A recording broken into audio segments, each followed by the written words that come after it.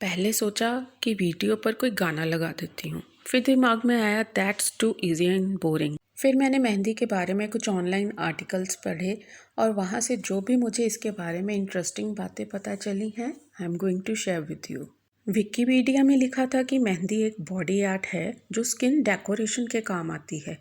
अब ये तो हम सबको पता है। और वहाँ पर लिखा था कि इंडिया में ही नहीं, बांग्लादेश, पाकिस्तान, नेपाल, ईरान, मालदीव्स और श्रीलंका की मुस्लिम पॉपुलेशन में भी ये आर्ट पॉपुलर है। ये कुछ नया था मेरे लिए। यहाँ तक कि नॉर्थ अफ्रीका और मिडल ईस्ट में भी इस तरह की प्रैक्टिस पाई जाती है। मुझे तो लगता था कि मेहंदी हम सिर्फ इंडिया में ही लगाते हैं, लेकिन यहाँ से मेरी ये जो भ्रांति है ये दूर हो गई। विकिपीडिया पर यह भी लिखा था कि 2013 में एक स्टडी हुई थी। उस स्टडी से पता चला कि ये जो आर्ट है ये तकरीबन 4000 साल से भी ज़्यादा पुरानी है। वहाँ से मुझे एक और इंटरेस्टिंग बात पता चली कि पुराने डॉक्यूमेंटेशन से पता चला है कि इजिप्ट में इस आर्ट को मम्मीज़ को डेकोरेट करने के लिए यूज़ किया जाता था। ये वो बात थी जिसका मुझे दूर दूर तक कोई गुमान नहीं था और मुझे नहीं लगता कि ज़्यादातर लोगों को ये बात पता होगी। और फिर ऑनलाइन मैंने एक और आर्टिकल पढ़ा। ये article health and fitness heading के अंडर था और ये एक हेना आर्टिस्ट ने लिखा था जो ग्रीनविच में रहती हैं।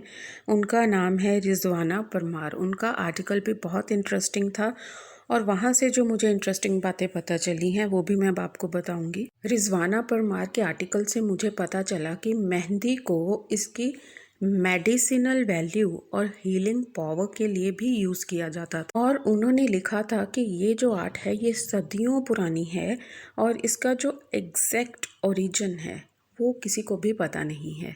और एक और जगह पर मैंने पढ़ा कि हेडेक, स्टमक पेन, बर्न्स, जले हुए के इलाज के लिए और इवन सन बर्न्स जब लू लग जाती है उसके इलाज के लिए होता है। और वहाँ पर ये भी लिखा था कि ओपन वुंड्स यानी जख्म जो अभी हरे हैं उनके इलाज के लिए भी कुछ लोग मेहंदी लगाते हैं। और बुखार अगर आपको हो गया है उस स्थिति में भी लोग मेहंदी लगाते हैं। एक और प्रॉब्लम है एथलीट्स फुट। ये एक फंगल इन्फेक्शन होता है जो पैरों की उंगलियों के बीच में हो जाता है। इसके इलाज के लिए भी मेहंदी का यूज़ होता है।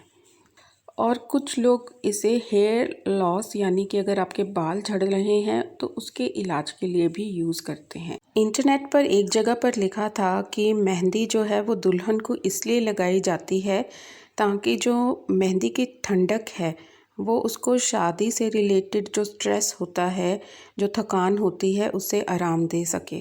और वहीं से मुझे पता चला कि मेहंदी ब्लड सर्कुलेशन को भी इम्प्रूव करती है। एक वेबसाइट है storypic.com। वहाँ पर लिखा था कि ज्यूइश और इस्लामिक ट्रेडिशंस में माना जाता है कि जो मेहंदी है वो इविल आई यानी कि बुरी नज़र को भी दूर रखती है।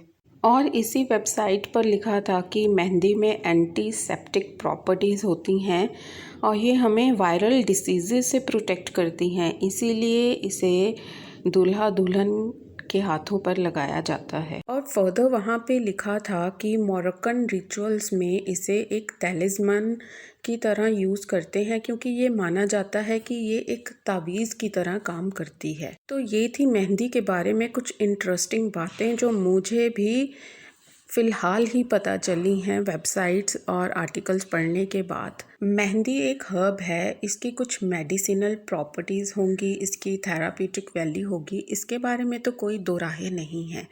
लेकिन किस बीमारी के इलाज के लिए इसको किस तरह से यूज़ किया जाता है इसके बारे में मुझे कोई जानकारी नहीं है और ये कितनी इफ़ेक्टिव होती है इसके बारे में भी मुझे कुछ पता नहीं है। तो प्लीज़ इसकी क्यूरेटिव और हीलिंग वैल्यू को लेकर अगर आप इसको यूज़ करना चाहते हैं तो इसके बारे में और जानकारी प्राप्त कर लें। आई होप आपको ये वीडियो पसंद आई होगी, और अगर आपको ये वीडियो पसंद नहीं आई है तो भी मुझे प्लीज़ कमेंट बॉक्स में ज़रूर बताइएगा। इस वीडियो में मैंने जो भी मेहंदी से रिलेटेड फ़ोटोग्राफ्स और वीडियो डाली है वो मेरी फ्रेंड अमन मथारू ने मुझे प्रोवाइड कराई है, तो इसके लिए मैं अमन को थैंक यू बोलना चाहूँगी।